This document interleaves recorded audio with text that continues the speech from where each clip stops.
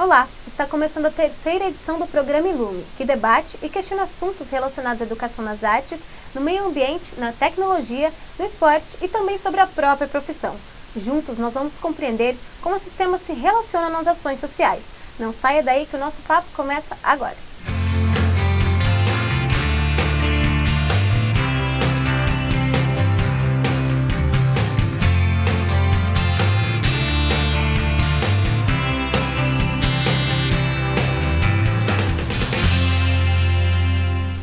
Dentre as diversas manifestações artísticas, a literatura é uma delas e faz parte da vida acadêmica de Lula Yata, que é mestre e doutora também em estudos literários. Por você fazer parte das artes, nós te convidamos para bater um papo realmente sobre arte e educação. Então, muito obrigada pela sua presença, Luli. Eu é que agradeço o convite. Imagina. Bom, eu queria saber de início, por que falar em educar para as artes, a educação artística realmente tem uma conotação um pouco negativa?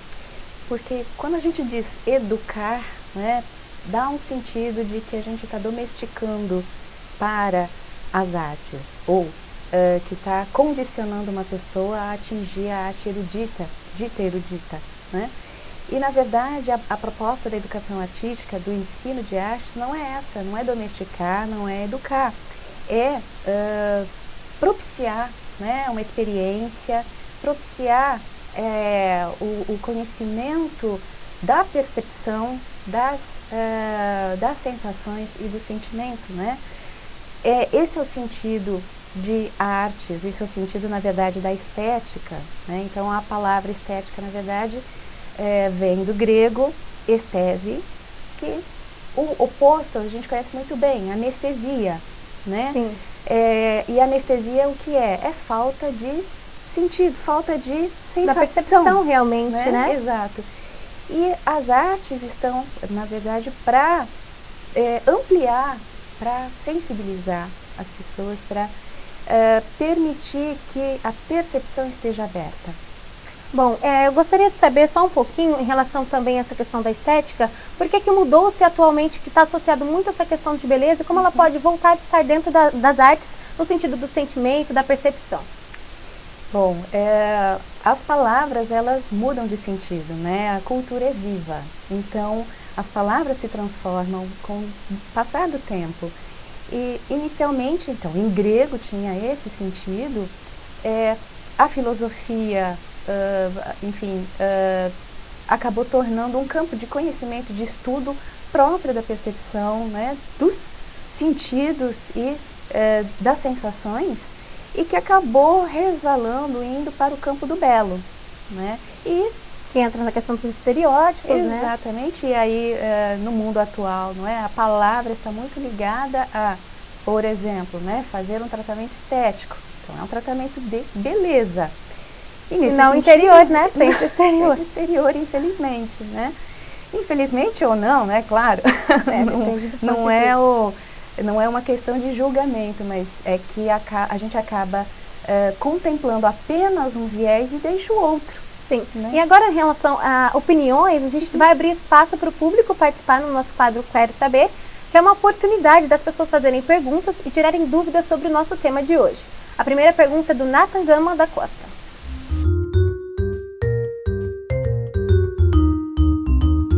Eu me chamo Nathan Pereira Gama da Costa, sou vendedor ambulante e a minha pergunta hoje é o seguinte, o porquê muitas pessoas hoje não dão valor àqueles artistas de ruas? Só fazendo uma correção, eu falei Nathan, mas é Nathan. Eu gostaria que você associasse também, Lula, a questão da alteridade, nessa questão que ele falou dos artistas da rua. Uhum.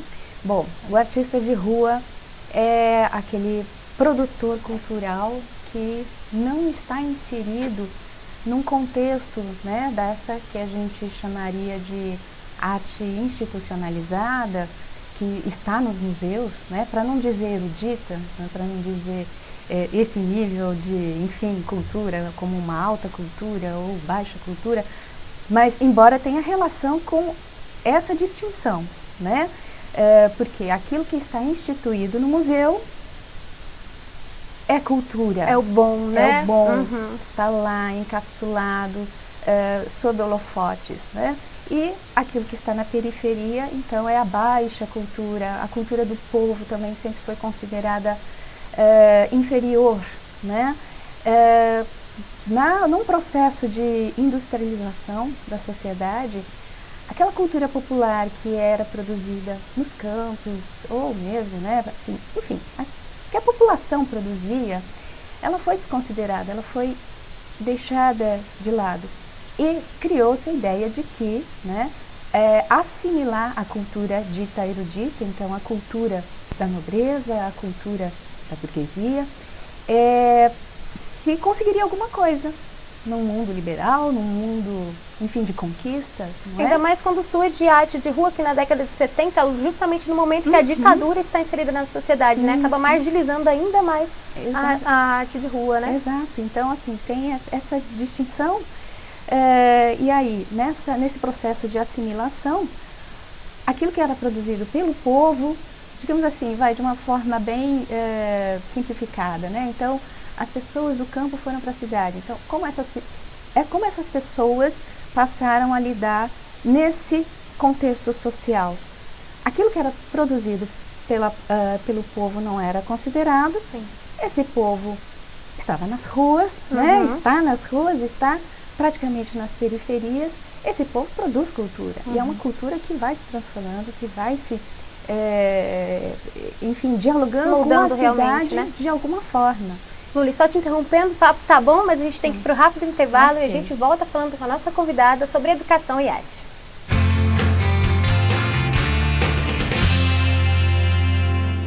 O que me enche de orgulho é o conhecimento. Afinal, ele nos torna mais humanos. E quando você sabe lidar com a razão e a emoção, aprende a superar os desafios. Sabe o que eu aprendi até aqui? Que o saber não se busca sozinho. Por isso, compartilhe e aprenda com as pessoas. Conheça o que está perto e conecte-se com o que está distante. Seja a inspiração para mudar o mundo à sua volta. E saiba respeitar as diferenças. Porque pessoas diferentes criam coisas incríveis juntas. E aí está o grande segredo. O conhecimento fundamenta ideias e dá vida ao sonho de cada um. Tenho orgulho de quem ensinei até aqui. UNOeste. O conhecimento te transforma.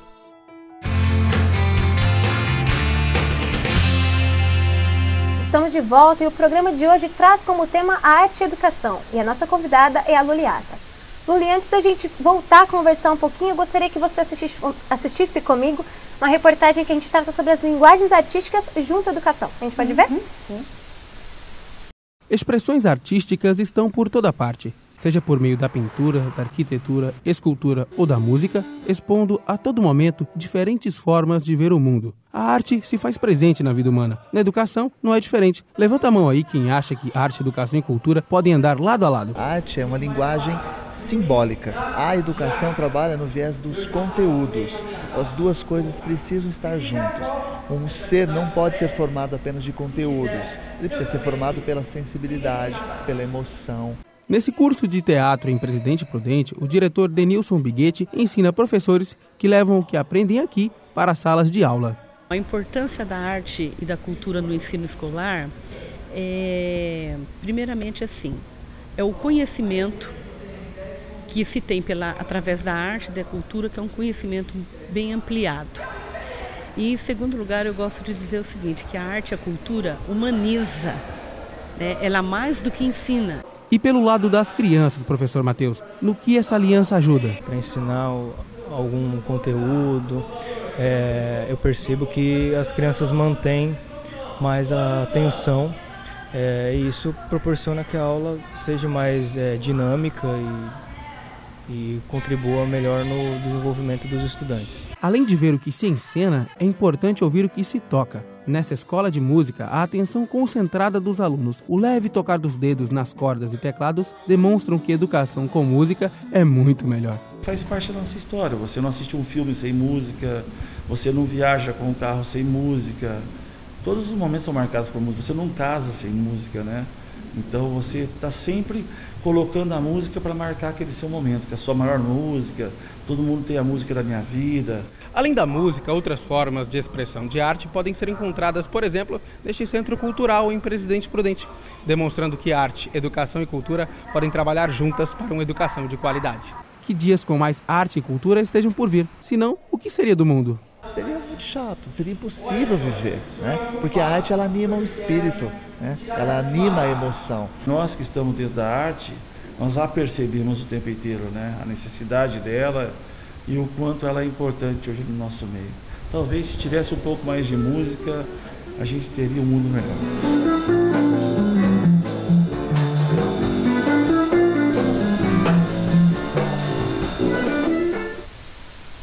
Bom, Lúlia, agora eu queria saber como que esse contato com a multiplicidade das linguagens artísticas, né, a música, a dança, a cultura que a gente acabou vendo na nossa reportagem, influencia no comportamento já da pessoa adulta.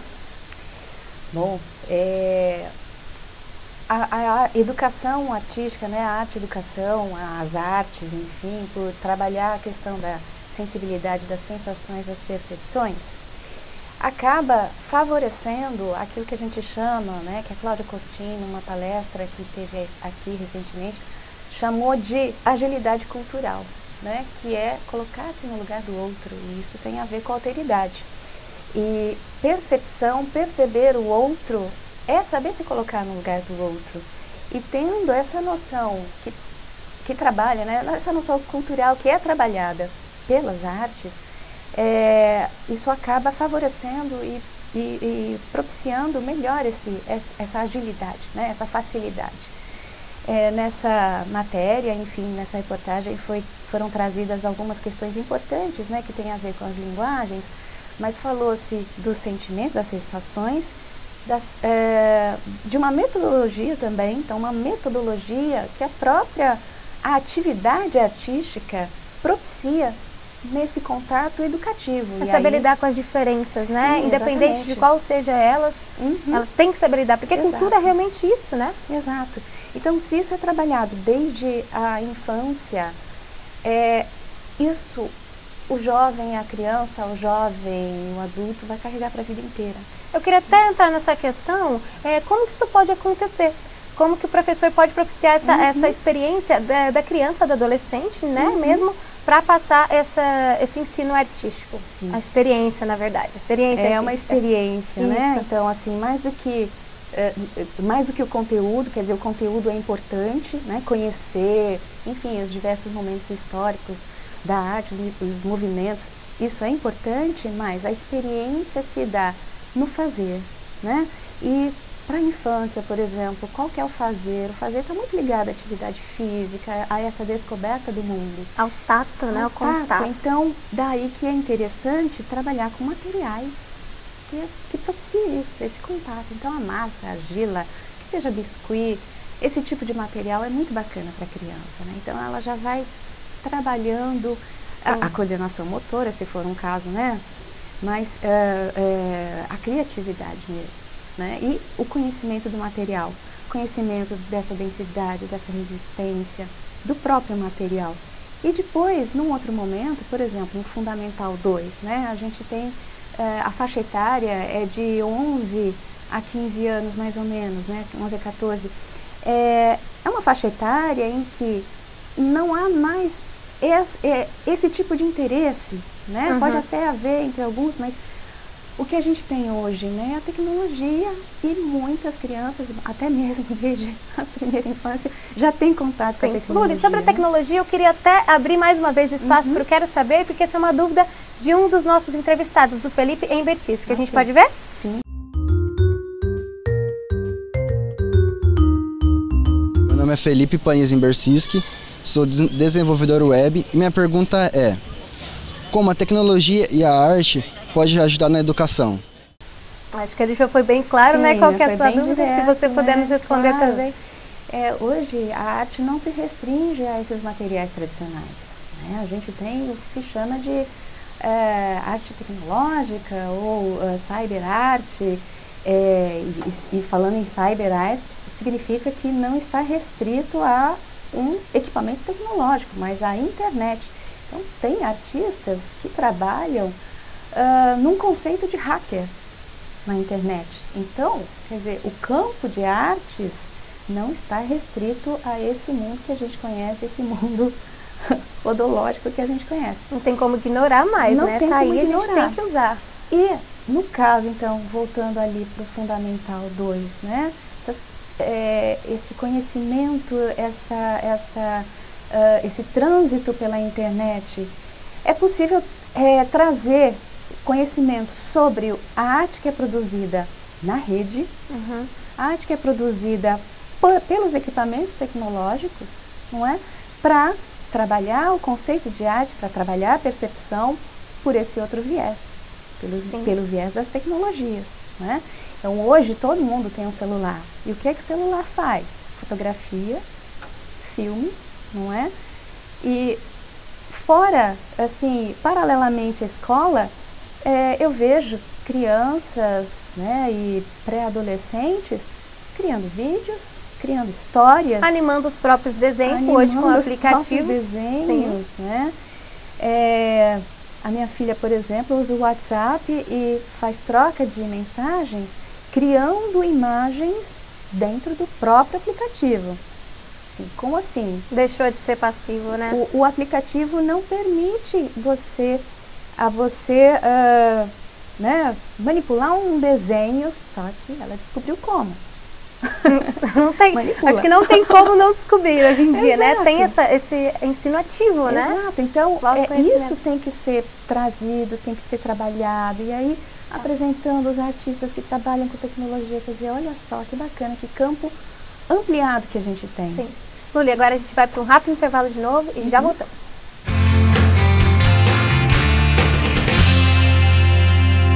Tuas escolhas te definem. Sabe por quê? São elas que fazem alcançar seus objetivos e viver suas próprias histórias por caminhos ainda não percorridos. Mas para isso, algumas coisas vão ficar para trás e você vai precisar investir tempo e energia nos novos desafios. Então, pense e questione-se a cada novo passo, a cada meta conquistada, um motivo para compartilhar. E a cada descoberta, um motivo para aprender e viver intensamente, porque o conhecimento te transforma. Mantenha-se firme para ir além, sem perder o foco e a motivação, pois hoje podem ser apenas sonhos, mas amanhã podem ser objetivos. A UnoOeste é a escolha certa para você chegar lá. Vestibular UnoOeste. Você quer, você faz. Inscreva-se já. www.unoeste.br.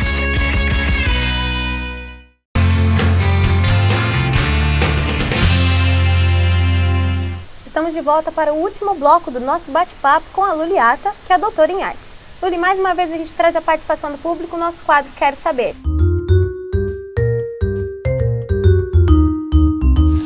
Meu nome é Israel Tomás Gomes, sou artesão. Eu queria saber se aquela matéria que existia há alguns anos atrás, educação artística, ainda existe e se ela está completa ou pode melhorar ainda. Eu queria realmente que você analisasse um pouquinho realmente esse ensino da rede pública. Educação artística como disciplina, ela não existe mais, porque esse conceito, né, de educação artística abarcava todas as linguagens, né? Então, música, artes visuais, teatro e dança estavam sob o mesmo guarda-chuva, inclusive desenho técnico, né? Então, tanto a educação artística chegava a abraçar o desenho técnico. Com o passar do tempo, foi uma luta, inclusive, né, nos anos 70, da Ana May Barbosa, para que as linguagens fossem tratadas de forma diferente, porque cada linguagem tem a sua especificidade. Claro. Né? Não tem como padronizá-las, né? Tem, e não tem como padronizar, e também não tem como um professor dar conta de todas as linguagens. Né? Existem questões próprias de cada linguagem, porque é um campo de conhecimento. Né? Artes visuais é um campo de conhecimento, a música é um campo de conhecimento que vai lidar de uma forma e que tem a sua própria metodologia, inclusive. Como que os professores podem buscar, além das metodologias, outras formas de conhecimento artístico? Artístico? Isso. Então, hoje a gente tem a formação universitária específica para cada área, né? E então é nesses campos que a gente vai buscar esse conhecimento e esse aprimoramento. E, claro, fora da universidade também, por meio dos equipamentos culturais, o teatro, a dança, o cinema, estar em contato com as coisas que acontecem e também com a indústria cultural, por que não? É necessário, né? Esse conhecimento é muito importante para a gente poder dialogar com a sociedade, né? Sim. E aí, o problema que a gente vê nas políticas públicas e no currículo é que assim... Luri, eu tenho que te fazer mais uma perguntinha rapidamente. Certo. Como que a arte pode incomodar, se ela tem que incomodar, na verdade? Olha, incomodar, né, talvez não seja a palavra adequada, mas provocar é a palavra que eu prefiro utilizar. Por quê? Ela vai provocar alguma coisa, que seja o prazer, que seja o desprazer, que seja a reflexão também. Então, eu acho que a arte é provocativa sim, provocativa em todos esses sentidos amplos. Luri, muito obrigada pela sua participação no programa e na próxima edição a gente fica com o tema esporte e educação. Mais uma vez, eu agradeço. Eu que agradeço o convite, é um prazer estar aqui com você e com todos aqui. Até a próxima.